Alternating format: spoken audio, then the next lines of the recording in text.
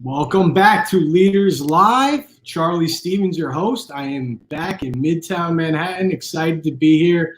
Got a great guest, Jason Saltzman, entrepreneur, investor, founder. I got a lot of cool stuff to talk about today. But before we get into that, we're going to give a quick word to Michael Mara, the CEO and founder of Entre. Mike, how you doing? What's up, Charlie? Excited for another episode. Yes, very excited. Can you give us a little bit, what's going on with Entre, the app, and Sure. Yeah, no, definitely. I'm excited for this too. I'm a huge fan of Ally and everything that Jason's doing. So real quick, if this is your first time at one of our events or live streams, this is going out on a bunch of different platforms. Obviously, Charlie's LinkedIn and Entre's Instagram, Twitter, Facebook, everything. So if you're watching on YouTube or whatever platform you're watching on, please drop a comment, ask questions for Jason. We are going to get into a Q&A at the end. But a little bit about Entre real quick. We're a social network for entrepreneurs in the future of work. We're all about helping entrepreneurs and connecting entrepreneurs together. We do a ton of events, and we just rolled out our app, which is basically a social network on mobile and web. If you want to get early access to that, just go to joinentre.com. If you have any questions or if there's anything I can do to help you guys out, looking for co-founders, investors, whatever, just feel free to reach out to us, and more than happy to help. Real quick, we're going to also bring up Philip from Idea Motive, who's one of our partners. They're part of our network and huge help to startups and people who are just starting out with the technology side of things. So, Philip, you there? What's up? Hey, Mike. How you doing? Yeah, Really I'm good. here. Good to see you again.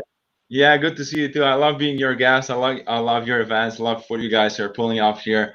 And well, let's get to it. I represent Idea Motive, company that builds software for startups. And last 6 years we've done this.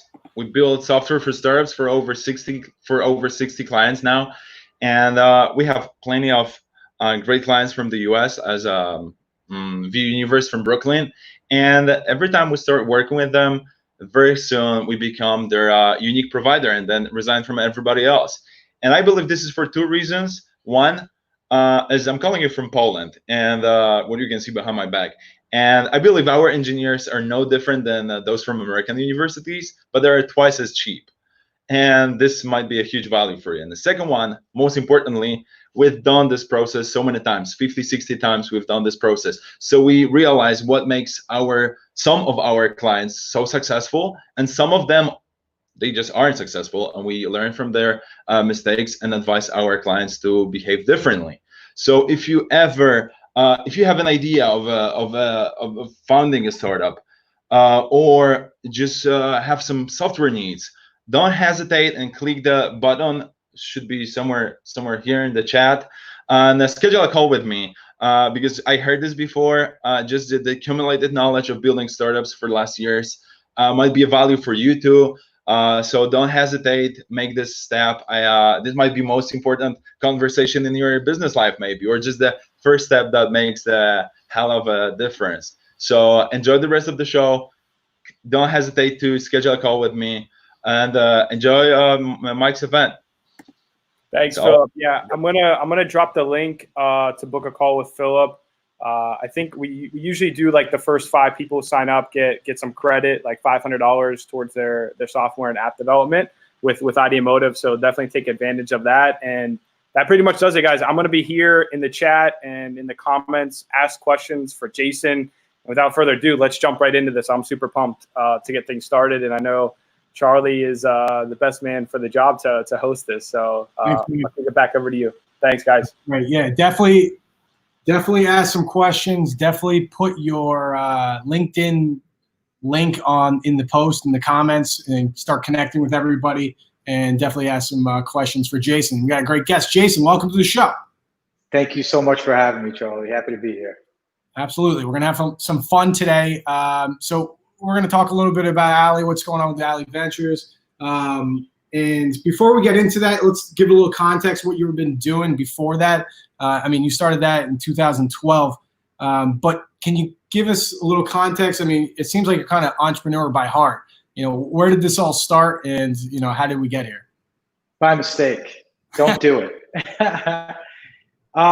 So I've been self-employed since I was 17. College and class was just wasn't my thing. And I couldn't really put the pieces together on not getting paid for doing work, actually having to pay to do work. And I was super impatient. And I think that my impatience led to my pathway, the door opener to entrepreneurship. And I just really wanted to get out there. I wanted to do shit. I wanted to make things happen. And at first, I would tell you wholeheartedly that it was about the money. I thought that, why climb a ladder when you can make your own? And it seemed like a quicker path to making money with less rules to follow. But what I learned along the way is, money isn't everything. There has to be passion behind it. And my line of business that I grew over the years, I grew a bunch of different companies. Most of them have failed. But if you look at the companies that I started and the verticals that I was in, up until Alley, I really didn't have a tremendous amount of passion behind what I was doing. So it really was the first project that I worked on that it obviously, we live in a capitalistic society where you want to win, you want to make as much money as possible, but it really became something else. It became about bringing amazing people together. And that's what made it succeed, I think. I think that because a lot of my decisions weren't solely based on money, it was the one project that I worked on over the years that actually, it not only caught on, but it gave me a tremendous amount of passion. It gave my life a sense of purpose, which I ultimately think created the pathway to a lot of success that we've had over the years. Yeah, and you were one of the first ones in there. I mean, I love the passion for what you were doing, bringing good people together, all collaborating. But let's talk about when you first started it off. I mean, it's in a co-working space that's evolved into so much more. But let's talk about Alley, how you started in 2012, and really the services that you provided, and just let's work our way how it's molded and evolved, and we'll get to today, which is a different story. But talk about how you started it off. Yeah, well, I think it starts with why, right? Like why we started the company. And I think that the first reason for starting the company wasn't about real estate. What was driving us to build this space was this huge startup ecosystem that was growing inside New York City. And we felt at the time that if we had a bird's eye view on what was happening within this ecosystem, it could be a pathway towards amazing opportunities, investing in the next big thing, just being a part of it, being able to work with some of the smartest people in the world, building into this startup ecosystem that was very new in New York City at the time. I mean, 2010 to 2015 was like this whole entrepreneurial renaissance that happened in the Valley, rather quickly, and it was very prominent. But you mix that with New York hustle, and you get this whole new breed of startup, and this whole new breed of people that want to get together and collaborate and share shit. And that's what we wanted to be part of. So the business wasn't built as a real estate entity. Our financials were predicated on membership fees and how many people you could, put into a space. But the ideology was always around getting great people in the room and seeing what we could do out of it. How we sort of pivoted around that out of the years is, you take a look at what WeWork has done, or did, I should say did. They've done a lot of things. Yeah, they've done a lot of things, good, bad, ugly. But at the time, they were the most successful startup in New York City. I mean, up until recent times. So just imagine the pressure that I was getting as this. We got a lot of attention. Not only we very early in the space, we got attention. We were covered by every press, every media company in a very good light. Press was easy. We just had to pick up the phone and be like, "This is what we're working on." We got a lot of attention, and we got really great people, and our space was booked. I mean, we couldn't keep it. There was no room to do anything. It was packed. was a line out the door to get in. If we hosted an event, they booked up, our wait list got out the door. So you imagine that was a great thing, but we also got a lot of pressure from investors. What are you doing with this business? Look at what WeWork's doing. You have to scale it. You have to build it. You have to grow it. And I really wasn't seeing the financials, and this is a whole deeper conversation about investor pressure, environmental pressure, and being in a business that you really didn't see how this unicorn was evolving. Right. We looked at WeWork, it was like a mystical thing. Like, where the hell is all this revenue coming from, right? And in 2013, you would see, when WeWork sort of crashed, it's still kind of like in that phase. When the story started evolving, I was bombarded by emails quoting me at events that I used to have when people would ask me about the growth of WeWork. I would say things like, it just doesn't make sense. It just doesn't make sense. But imagine having pressure to build on top of an environment that you don't really believe in terms of profitability. You don't really believe you can get there. So we went through and evolved over the last 8 years of finding our own way. What is our business in this business? Because it can't be on pixie dust. Well, I think which it was. Yeah, the special thing that you point out is, you talk about the talent from the valley coming to the alley, and it's kind of why I started all my media presence, and because I'm obsessed with Silicon Alley. I mean, you're based right there, 23rd Street, well, right around there, one of your first locations, right? And you talked about bringing some of the best talent and the excitement and these unicorns coming in, and you have a special power of kind of bringing a community together and a culture of, you've quoted, I guess, entrepreneurs, creators, and tastemakers. How did you kind of bring those people all in together? Because obviously you have these competitors. You have the WeWork, you have what is it, Regis? You got any of these, right? Yeah. How did you hone that group of people, make it so special that you had that line out the door? I mean, the general answer, because there's a lot of answers to that question, but the general answer is we cared more about the people than us. We care about more about what they were doing and how we can help them more than our own bottom line.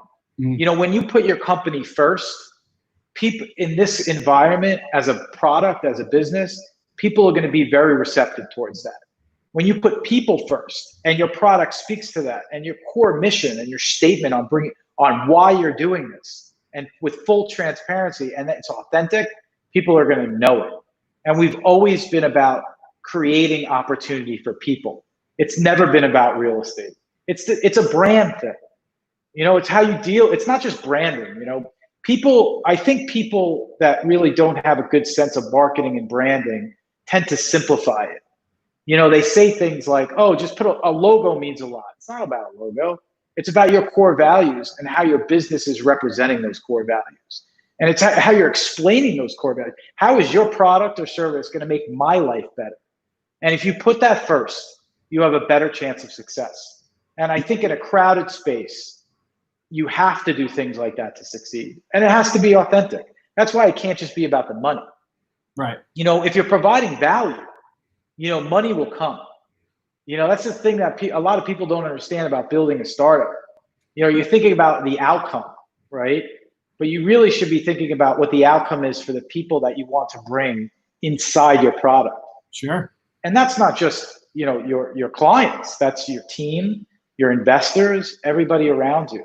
What's the value that you're bringing to their lives? Well, that's something really focused on that. Yeah, that's something I look at, and I think it's super important. It really helped me switch my mindset, at least in the real estate wise.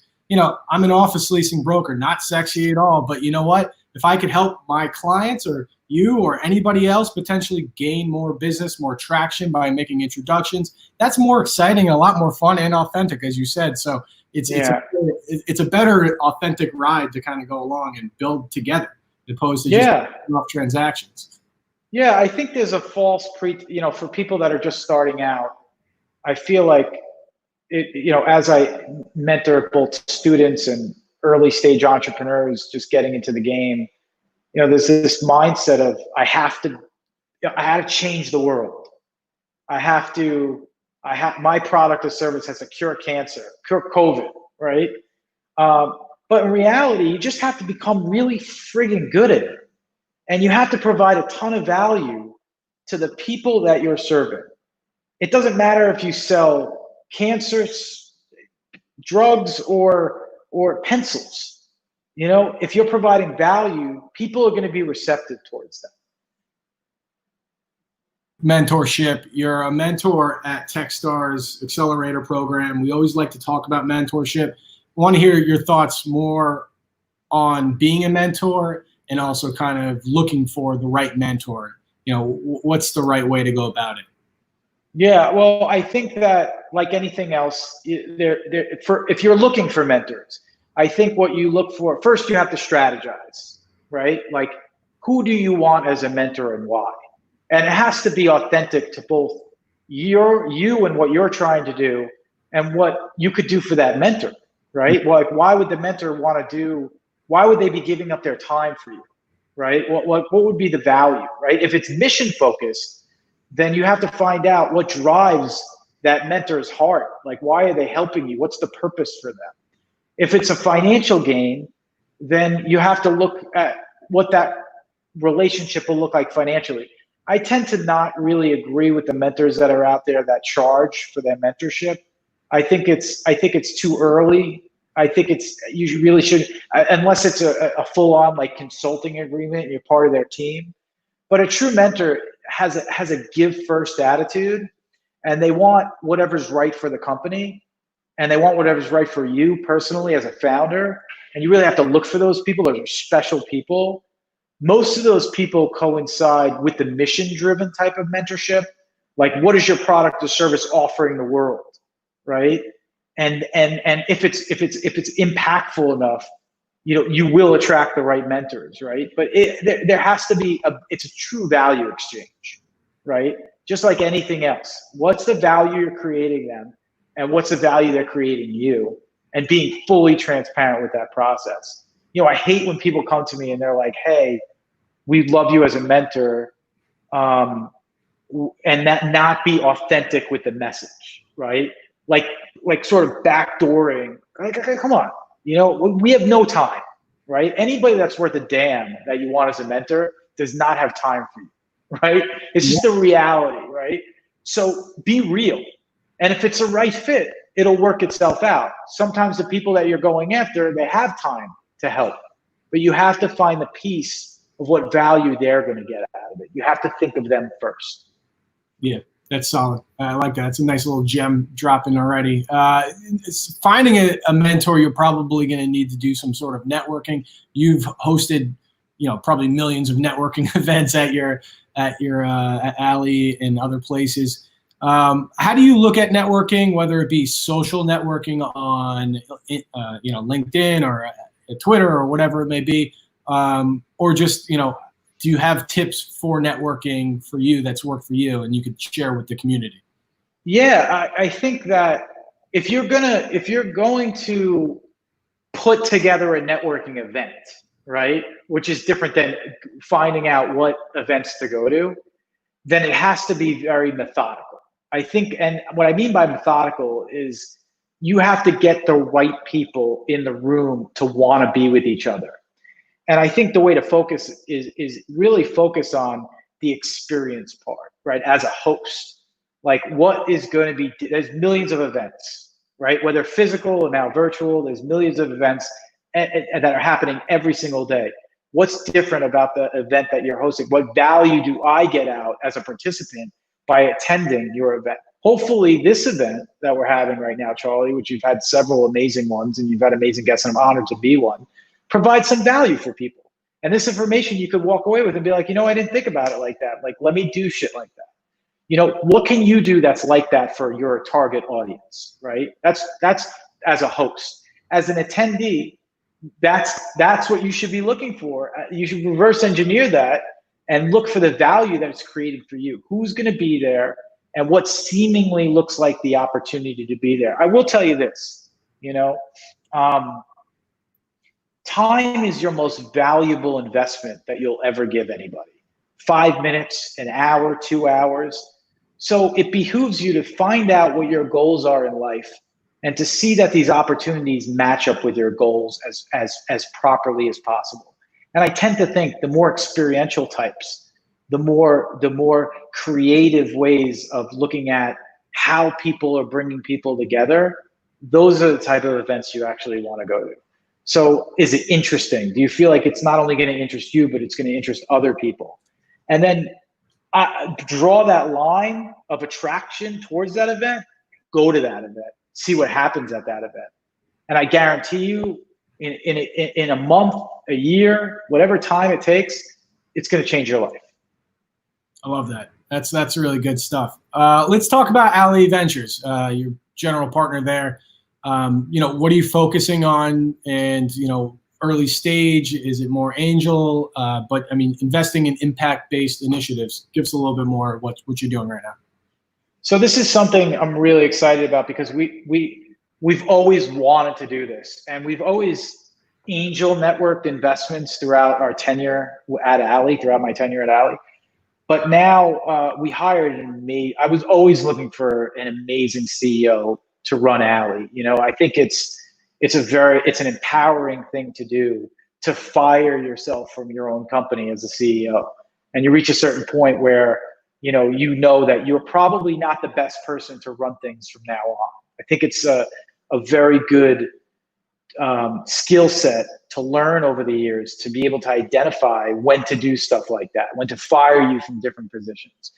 But the reason why I'm bringing it up is we found an amazing CEO, and within her name is Noelle Tassi, and she comes from the corporate innovation world and the experiential world of putting together these amazing programs that we've been doing over the years and scaling the business into that genre.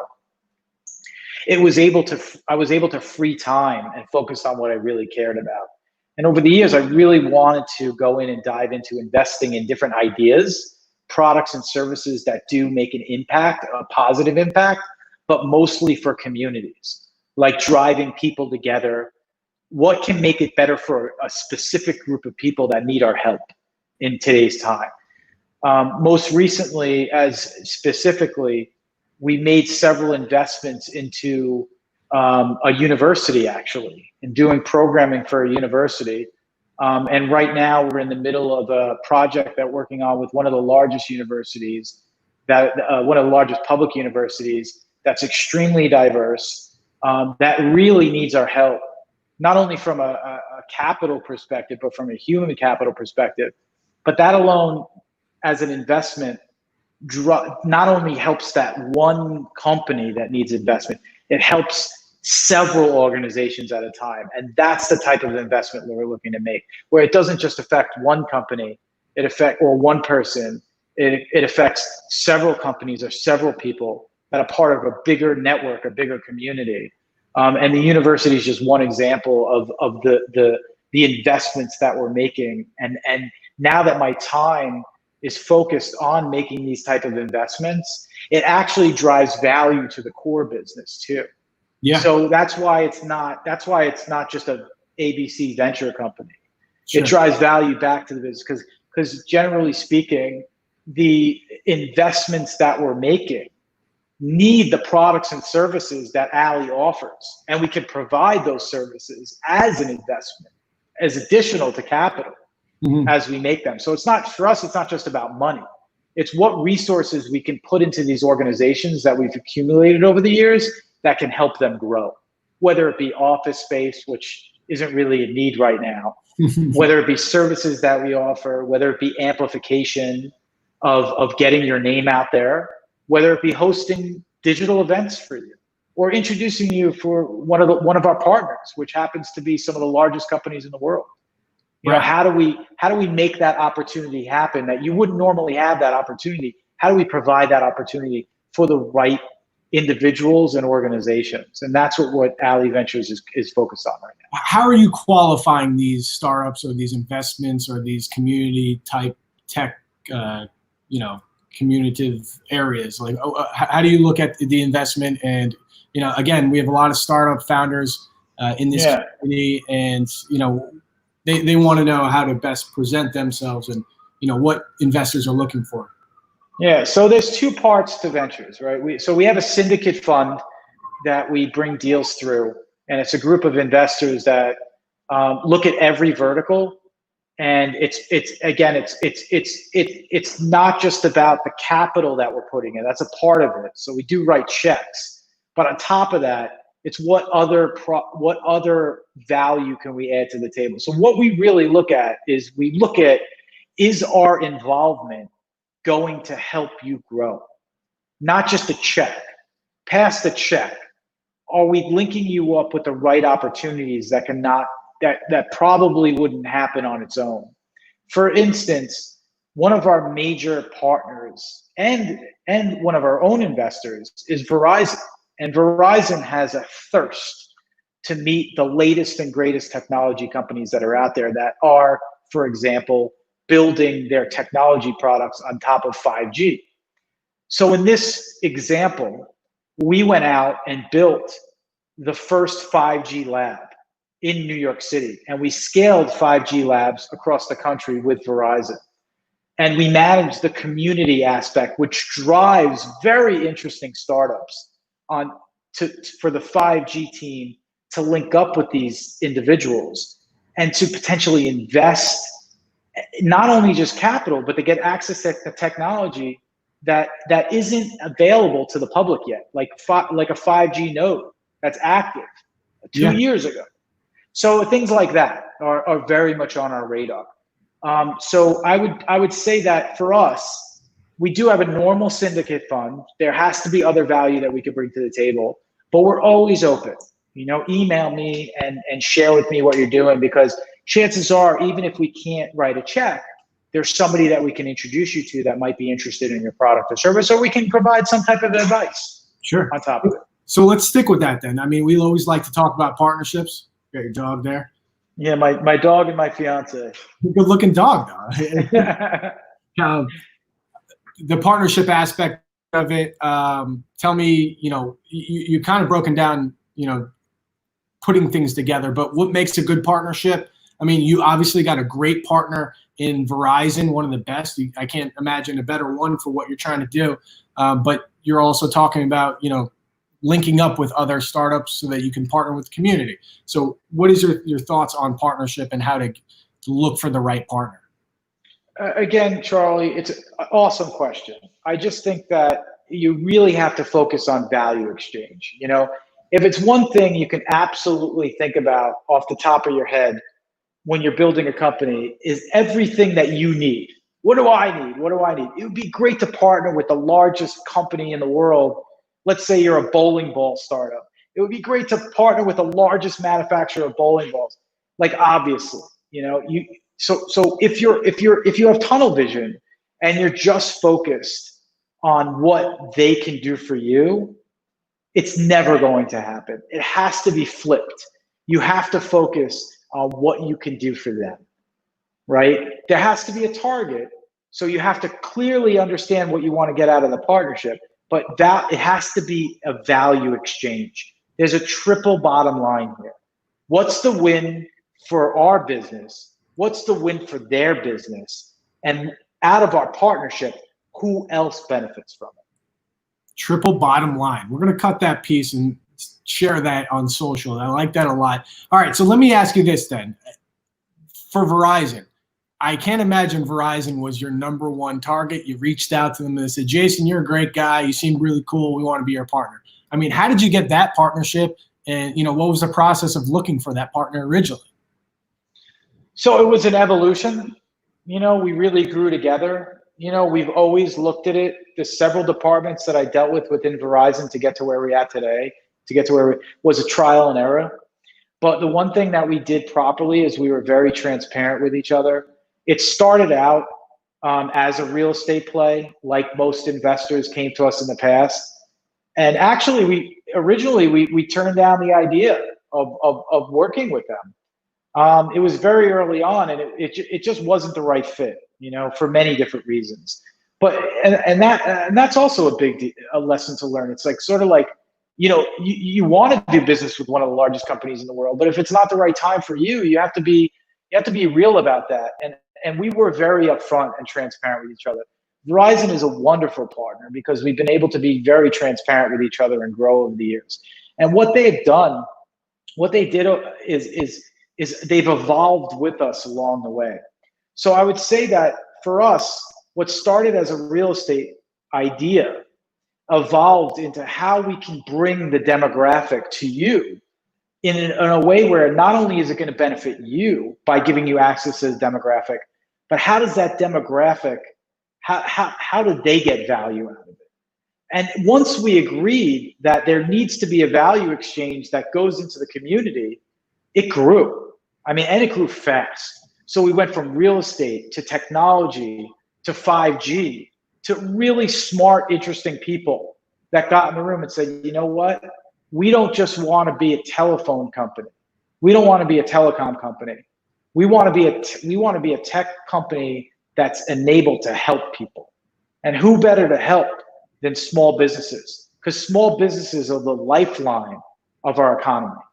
And we saw it all together. And it has steady state evolved over the years. And it's been a linchpin keeping us together through this tough time, through COVID. Mm-hmm. So when you look at our events, when you look at our series we're throwing right now, they're all very thought-provoking educational events ran by our new CEO, tied into 5G Lab, which is the largest investment Verizon's making right now. It's in 5G. That's great. I mean, that's a great way to look at it too. I mean, you started the relationship and you just kind of grew together. It's not an overnight thing, and you work together to make it something special, which it is now. I'm gonna say for everybody watching, definitely start submitting some questions because I'm gonna ask a question or two more, and then Michael's gonna kind of run the Q&A portion. So definitely submit some questions and we'll throw them up. But opportunities for you, Jason, what are you looking for? In the partnership and the collaboration aspect of it, for everybody that's watching, that's going to watch this on the replay or listen to on the podcast, what are you looking for that possibly someone could reach out to you and say, Jason, I got that. Let's do this together and build a relationship. Well, number one, I'm always looking to meet cool and interesting people, right? So if any of this stuff resonates with you and you feel like you could be part of it somehow, some way, just hit me up. That's number one. What's number the best two is, I'm sorry? Best way to hit you up. Sorry to cut you off. But. You email me, jason@alley.com. That's probably the best way. I'm pretty active on Instagram, so I've been getting to the whole DM thing. I'm like learning as so Instagram, it's @JasonSaltzman, and Twitter, @SaltzmanJason. So all those three, and you could definitely get me. But yeah, firstly, it's that. And secondly, I would say if I can help you, we get a lot of interesting ideas that come from the value set that's built on a foundation of helping other people. So if anything I'm saying right now resonates with you and you feel like I can help you in any way, or if you could be involved with any of the things that we're working on right now, I'm absolutely down to do that. So hit me up if I can help you. Hit me up if you could see yourself a part of it. That's the main thing, because right now we keep building and we keep growing, and we're going to grow this community, and we're going to help other communities by investing in them, by connecting them with the right people. So that's like the number one goal right now, is to just get really amazing people together. It's like always been that way. So that's number one and two for us. Awesome. Lastly, we always want large organizational support. We've never considered ourselves a co-working company in the traditional sense. So, and our revenue model works much differently than traditional co-working as well. We like to give as much space away as possible. As a matter of fact, we love corporate sponsors. So if you're a corporate sponsor, or if you work for a large organization that could benefit from having some of the smartest people in the room presented to you in an authentic way, come at me. We need more people that are willing to support these communities, support these early stage companies and these individuals, and we could bring them to your doorstep but it has to be done authentically. And if that moves you, then hit me up as well. Good stuff. Good stuff. Mike, we're going to bring Mike in right now, CEO of Entre. He's been keeping an eye on the questions. Mike, what are you seeing, and what do you want to propose to Jason here? Yeah, I thought I knew I was going to really enjoy this, but Jason, I absolutely loved this whole conversation. Everything that you're talking about, it's like same kind of philosophy that we embody with Entre, and just like really starting with helping and being supportive first more than anything. And I know it looks like everyone that I'm seeing from the comments really enjoyed this as well. We have a question I'll bring up here on the screen about the pros and cons of bootstrapping versus raising money. Obviously, this is like a hot topic, something that a lot of people talk about. I'd love to get your take on this and get your thoughts on what you think. Yeah. Well, it's a great question. And, aside from all the crap that I've been doing over the years, good, bad, and ugly, I do write for several different publications, and I try to give as much advice as possible because I live it. I'm not only like have this business, I built it. I'm you, I'm you. So I've been through it. So I have answers to several of these questions. Specifically, this question, there's no one size fits all to getting investment or to seed funding your business to get to where it has to go. It's your strategy. The one thing I can definitely tell you wholeheartedly is what I learned over the years is it's when you take a check from someone, it shouldn't just be about taking a check. How does this person or group add value to the business moving forward past writing a check, right? Because bootstrapping, you have the benefit. That's a clear benefit of bootstrapping. You don't have to think that value directly comes from you. You're the one that's putting the money into the company. You're the one that's driving the train. But if somebody's going to put a check into the company, they're not just handing money out. It's not just a donation. You're going to have that person or group has to be the right fit because it is a marriage. And they're more than likely going to be with you throughout the whole duration of the life of your business. And that's a big deal. And people get lost in that because they become so consumed with getting money. And they become so consumed with getting money for two different reasons. Number one, they think it's cool. For whatever reason, early stage startups think it's cool to raise money. Let me tell you something. There's nothing fun about fundraising. It's not cool. It's a pain in the ass. And more than likely, if you have that attitude and you do it wrong, you're going to be stuck with these investors and they're going to be crappy and not keep your vision in mind. And they're going to be noisy forever. These are partners that you're going to go with for the rest of your life. So I would really focus on that, when it comes to raising money. It's super important that you understand that it's not just a check they're writing. They're contractually getting involved with your business for the lifetime. So I sort of lost my train of thought. I wanted to cover. I think I was talking about the second reason why. So one thing, it looks cool, and the second reason why they think they have to. That's like the natural line of. Now I got it back. They think it's a natural line of things. Like, oh, I have this. This is the framework on a successful company. Sure, many books read that way, and many entrepreneurs, if you read blogs, they tell it to you that way. But that's bullshit. There's no one way to run a business. There's no one way to raise capital. There's no one way to seed your company.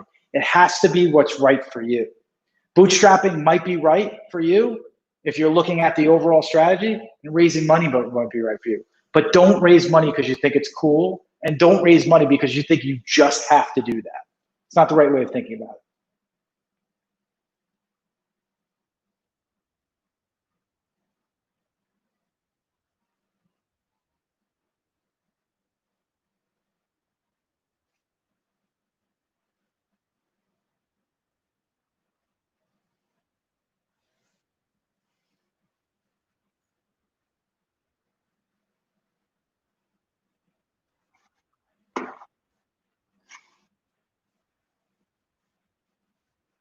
Sense.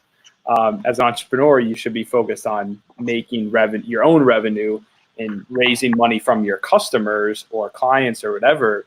than raising it from investors to keep the equity for yourself. But every business is different, and to scale really quickly, a lot of times, yes, you do need to raise some outside capital depending on what it is that you're doing in your business as well. So I love that answer.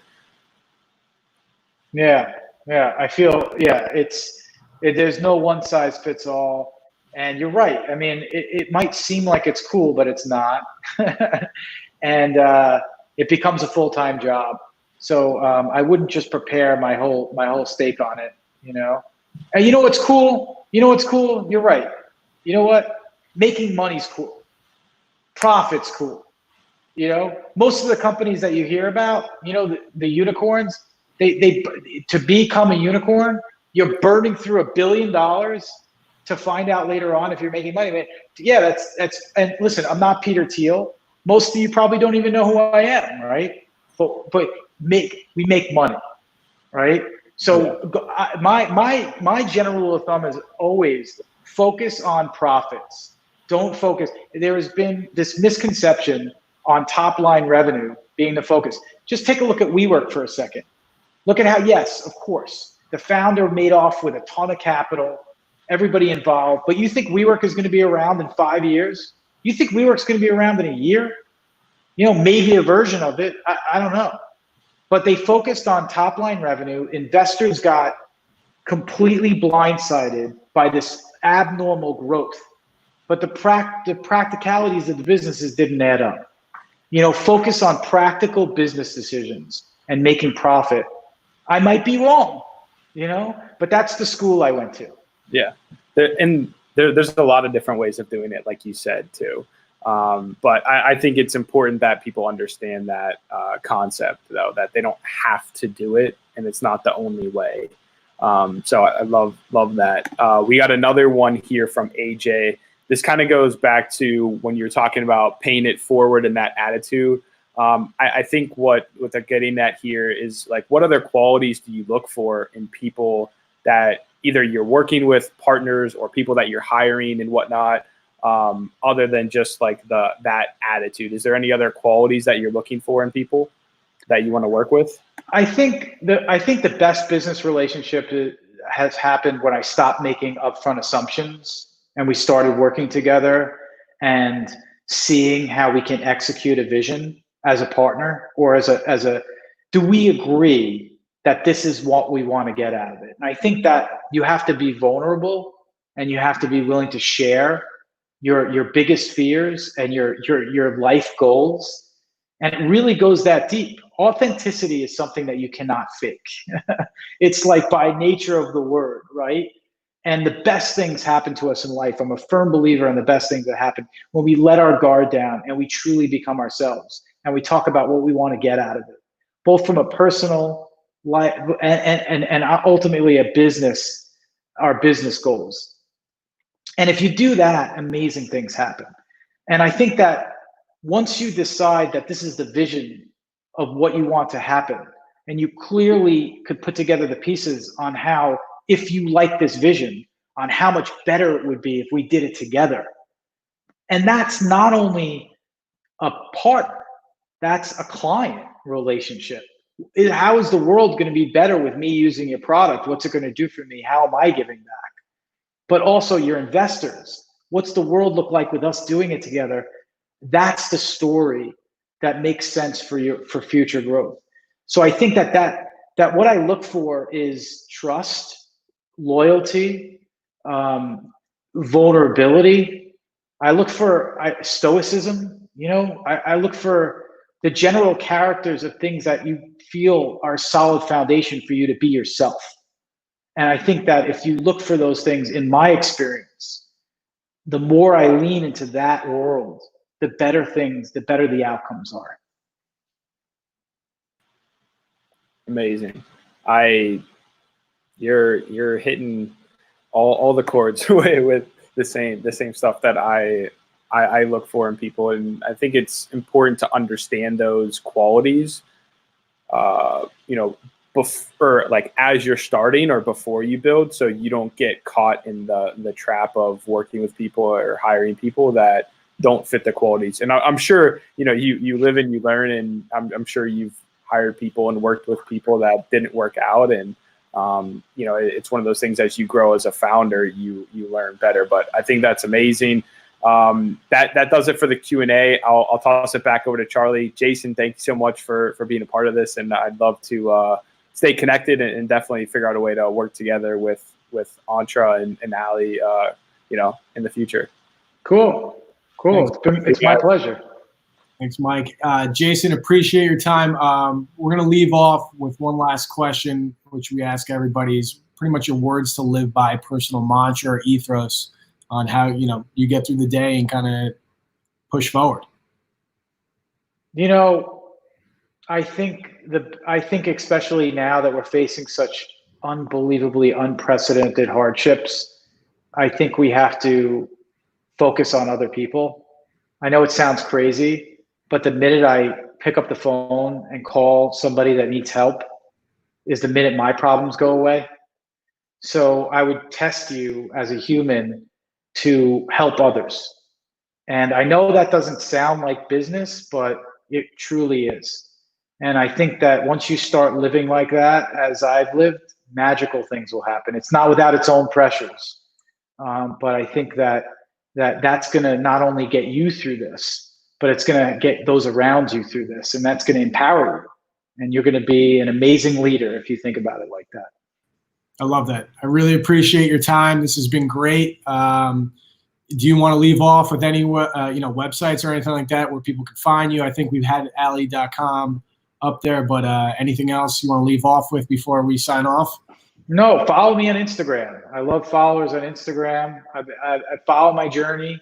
And if there's anything I could do to help you, just hit me up on any of the different things that we said over this interview. Charlie, it's been wonderful. I love what you're doing here. I think it's the right thing, and I'm down to help. All right, great. I appreciate it. Have a great day and stay safe, all right? Sounds great. You take care, guys. All right, see you.